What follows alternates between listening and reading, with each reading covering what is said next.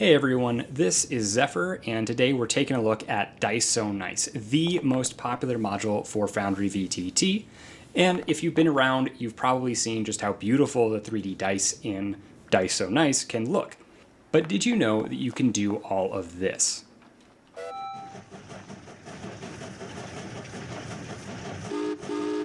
This is Zephyr with the BaileyWiki channel, where we teach everyday DMs how to create truly amazing experiences for their players. And we also make modular systems and scenes that you can use without any setup for FoundryVTT, some of which are going to be the backdrop for today's video.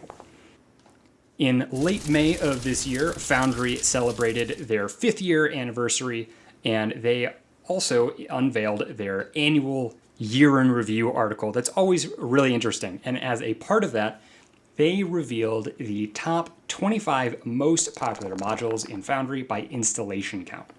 If you want to check out that whole list, we've got it linked down in the description, so you can check that out and compare what modules you're using to what's on the list that everyone else is running. And let us know in the comments what of these modules you think absolutely deserves to be in the top 25 most popular, and what underrated modules do you think deserve to be on everyone's radar as well. Of course, today we are starting off strong with the absolute top of the list, the most popular module in all of FoundryVTT, with an installation rate of over 50%. The module Dice So Nice. We're going to dive in and briefly cover the basics that you can probably pick up immediately and that you are probably already familiar with. And then we're going to go into some of the more in-depth or hidden aspects of Dice So Nice that you may have not realized or may be overlooking. So if that sounds good, come along and check out Dice So Nice with us. First things first, installation. Dice So Nice is available, of course, in the Foundry add-on module browser. So if you search for Dice So Nice, you'll see the module itself. You'll also notice a couple other modules that are themes or extra custom dice for the module as well. And that is another really cool feature of Dice So Nice. If you've ever just searched dice by itself, you've probably come across a few different modules that expand some of the customization options in Dice So Nice. Something that most people are probably at least a little aware of, but something we wanted to bring up here as well. It's one of the really cool things about Dice So Nice that you are not only able to heavily customize with Dice So Nice's existing themes, but you can also get additional ones from other developers, and there's pretty great documentation on if you want to create your own custom version of dice, whether that's font faces or icons, etc. So definitely check those out if you want to grab even more bling for your dice. And if you still can't get enough themes, there is also from your 3D dice settings, you can click the download new themes and models. And that's going to bring you to the GitLab, where there are some models and marketplaces that you can take a look at to acquire more of those dice models, and also take a look at some of the places where you can purchase premium dice. And there are some premium modules that give you some additional theme options. Just want to shout those out and show those to you in case you weren't aware that Dice So Nice has a whole ecosystem behind it, not just the module itself.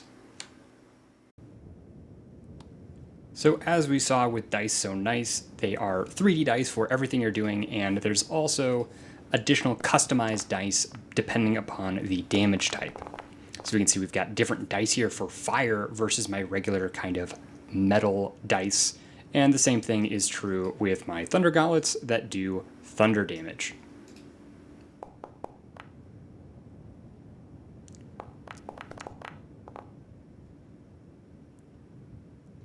There are a whole lot of other effects though, and if we go into our Dice So Nice settings, it's fairly straightforward for the most part, so we're not going to go into every aspect here, but we're going to highlight some of the oft overlooked features of the Dice So Nice configuration. So we'll get to the 3D dice settings themselves in a moment, but one big thing I want to draw your attention to is the rollable area settings. I think this is very underappreciated sometimes. Obviously, it can be a little cluttering to have the dice go everywhere on your screen. So if you want to contain them a little bit, like I have here, you can put your rollable area to a smaller section of your screen, and you can move it around or you can restore it to the default. And you just hit apply to change the settings. And now if I just open this for just test rolls, we'll notice that there's like a wall here where the dice can't go beyond. So the dice stay in this nice central area, which is really great for keeping things out of your token HUDs, or if you have something like Carousel Combat Tracker up at the top, or you don't want to be over your side buttons or your chat, you can contain it really nicely and easily. There are some other settings down here that are relatively self-explanatory. You can increase the maximum number of dice you can see on screen. I wouldn't highly recommend that, but it is an option.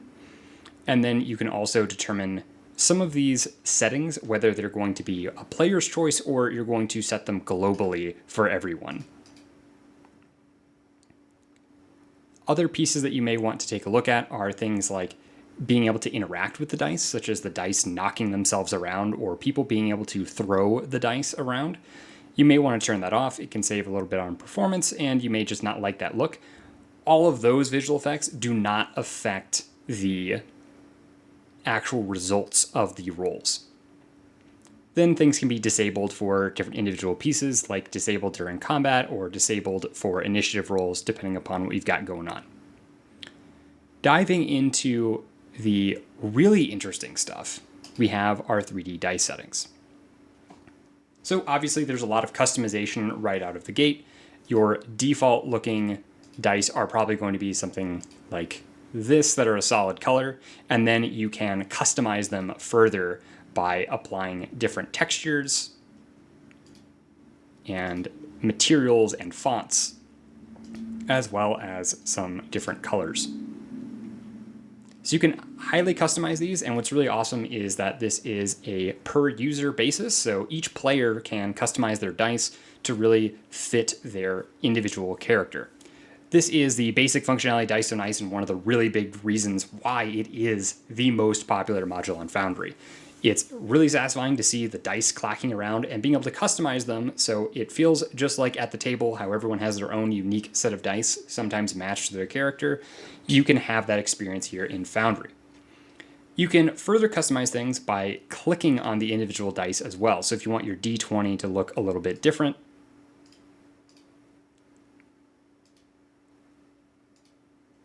you can absolutely do that.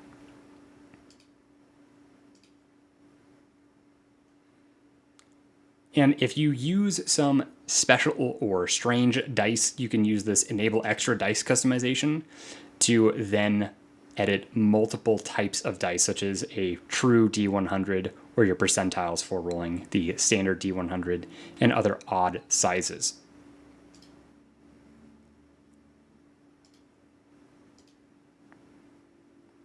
So that's all well and good. The customization aspects, fairly straightforward, easy to see at a glance for most people. This isn't a complicated window here for the stylings. There's just a lot of options and a lot of things going on that you can really mess with. Where we start getting into really interesting territory is in the special effects tab. So in addition to customizing the dice, we can also customize what happens when you get a certain result. So we'll pop out our chat and use the dice tray module to roll a bunch of D20s, and we'll see if we get an interesting effect here.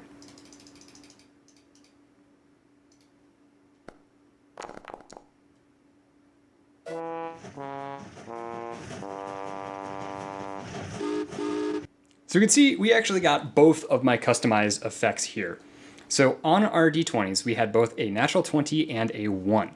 And here we have our special effects where we can have different things occur when we get a certain result.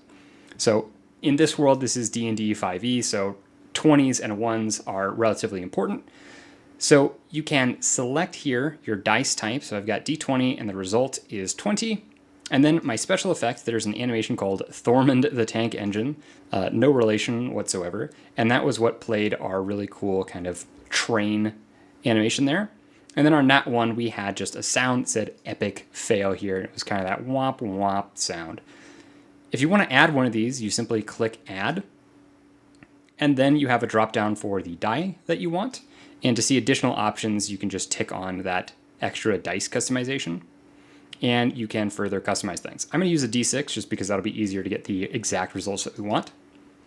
And when we click here, we've got the possible animations here. What's also nice is you can have things like keep highest and keep lowest as special effects as well, which is going to let you really see when you have advantage or disadvantage. So let's actually go ahead and do a D20 and I can demonstrate that. So on D20, keep highest, we're going to have a white glow. And on a D20, keep lowest, we'll have this darkness. All right, so when we roll with advantage, then we'll see that the higher result has the slight glow to it. And if we roll with disadvantage, well, in that case, we managed to get the 1 in 400 shot of having 2 nat 20s on disadvantage, but we could see that we had the selected die had the effects applied to it.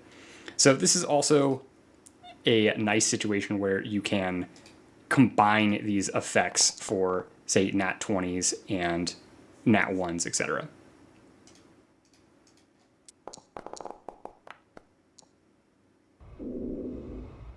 So the darkness is applied to the die that we're keeping, and the same thing is true if you have one of those nat 1s or nat 20s. It's not going to apply those extra effects if that's not the die that's kept.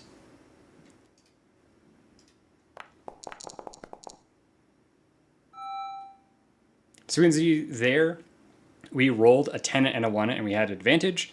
The one that we kept had the white glow around it, and then our nat 1 didn't actually play our sound effect because it wasn't the die that was selected. So with this, it's a really powerful system that you can do all kinds of crazy things on. For adding a special effect, we're again in the special effects tab and we'll hit the add button and we'll select our die. So we have D6 and we'll do this animation outline. And we're just gonna go ahead and save that. And if I roll a D6,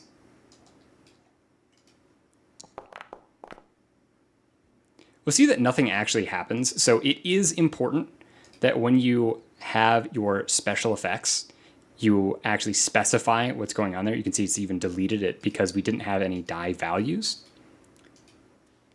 And when we go to specify the die values or this keep highest or keep lowest, this is actually a series of toggles. So we can see that we have the 1 here, and we can actually remove the item by clicking the X next to it. And it's also a toggle where if I click it again in the drop-down menu, it will go away. And since these are all toggles, we can add multiple options. So on a 1 through 3, we've got one effect. We'll go ahead and make this, say, the outline. And on a D6,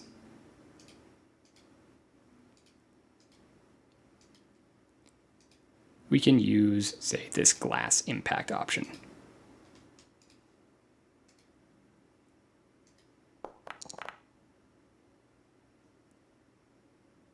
So we've got our outline going.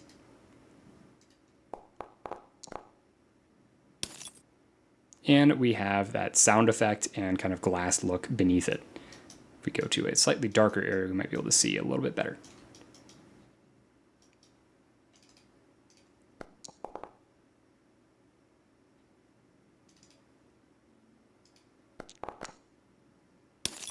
Yeah, so we can see here with the glass impact, it's like we're rolling it on top of the screen, so you can get some cool effects there.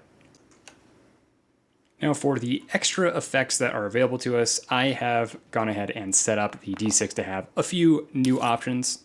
So we've seen our glass impact.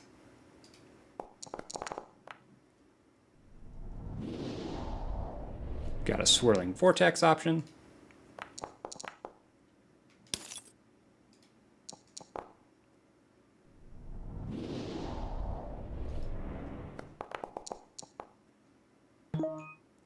We have a customized sound, more on that later.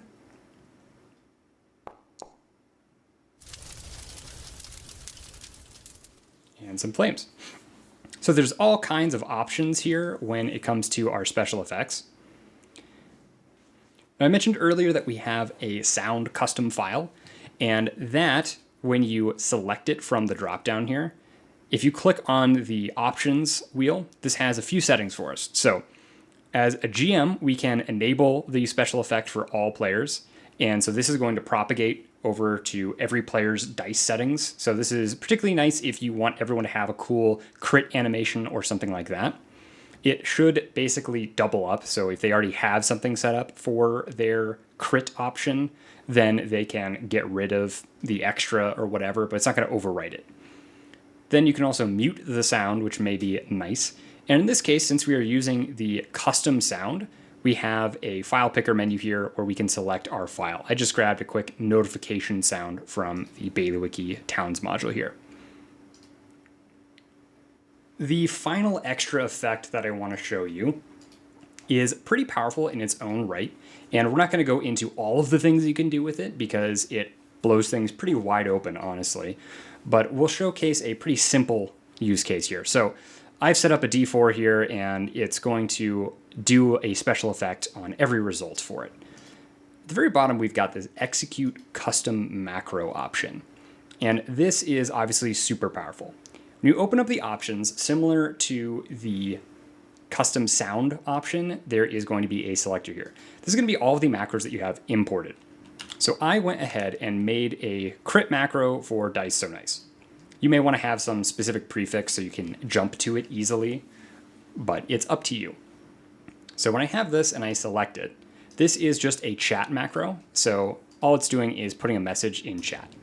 But so we've got Gomer here, and then now when we roll a D4, no matter what the result is, it's going to tell us the result, and then he's going to go, crikey, a crit. So you can then use these chat macros to also have your player characters call out really cool things, or you can do extra effects, like you can play an additional animation on top of the character or something else. Note that in this case, I was using the D4 while I had Gomer selected. If I roll this again, then it's just the game master saying that. But by hooking into launching custom macros, you can do all kinds of crazy stuff. Again, an example based off of this here is, we're just saying one particular line, but you could also use macros to roll tables for kind of triumphant speech whenever a player gets a crit, or maybe something defeated whenever you have a nat 1 or something like that. Or you can even have enemies taunt, things like that, depending upon how savvy your macro skills are. There's some documentation on the Dice So Nice GitLab that has some things in the wiki about what to do with the API and the macros. So you can investigate that a little more on your own. But it's a really cool feature that I think not a lot of people know about. I myself didn't really know about it until I started digging into this deeper. And it just shows that while Dice So Nice is incredibly popular for some really obvious reasons, like the cool effects of all of the special dice, it's also got some secrets hiding inside of it as well. All right. Now that we've covered the really cool and crazy abilities of special effects and obviously how the appearance works, we can also talk about some other aspects here. If you go to your Performance tab, and anyone who's struggling with the visual aspects or the performance aspects of Dice So Nice should check this tab out, as you can drop shadow quality and image quality, as well as things like realistic lighting or the glow effects here. And that will help a lot with your performance. So check this out if you or one of your players is running on maybe some lower end hardware, or you just have too much going on and you're having some poor performance. Tweak these settings here. And then finally, another really interesting aspect is this backup and restore. So with this, you have these save and load options. Important to note, these are going to save your Dice So Nice settings, and they're going to be just in this world. It's not going to transfer to other installations or anything like that. So we hit save as, we can just call this something like test. So we can just call this something like the test Dice So Nice demo settings.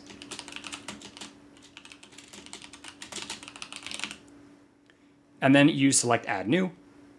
And now we have this set up, and you can load from a drop down here. Again, this is saved in your world settings, so you can't transfer this around.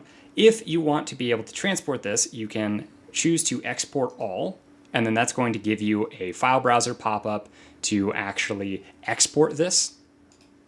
And you can also select to only export the special effects.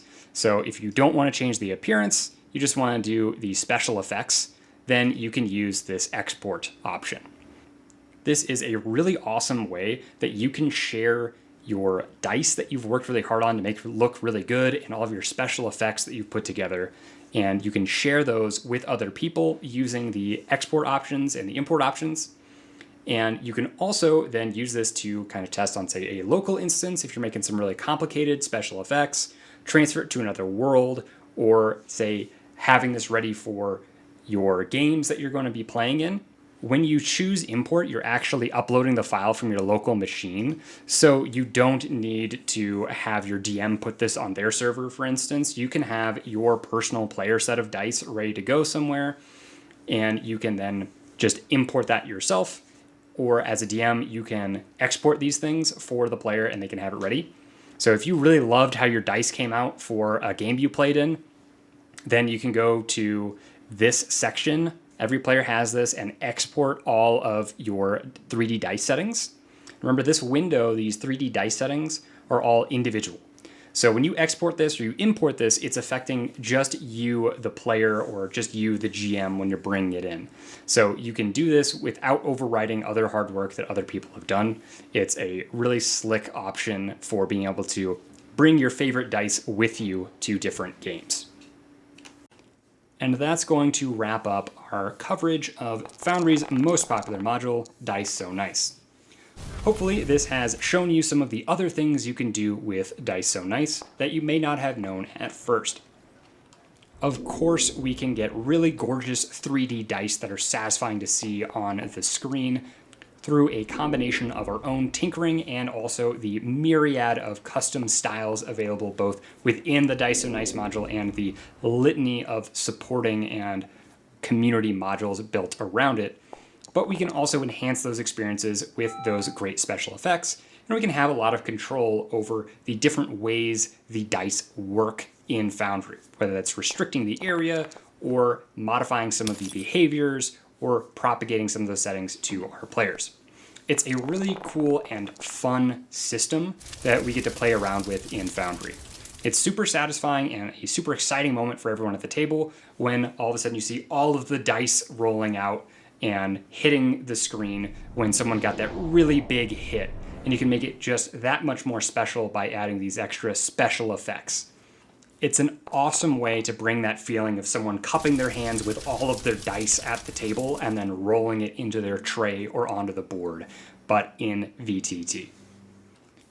In the comments, let us know if we taught you anything new about Dice So Nice, and let us know what of the top 25 most popular Foundry modules you use and what you'd like to learn more about. Once again, this has been Zephyr with the BaileyWiki channel. If you enjoyed this video, then subscribe to keep up with all of our latest content, and consider becoming a patron. Not only do you support the channel, we also gain access to all of the modular systems and scenes that we make for Foundry, including the maps you've seen in the background here today. Again, it's been Zephyr. Thank you so much for watching, happy gaming, and have a good one.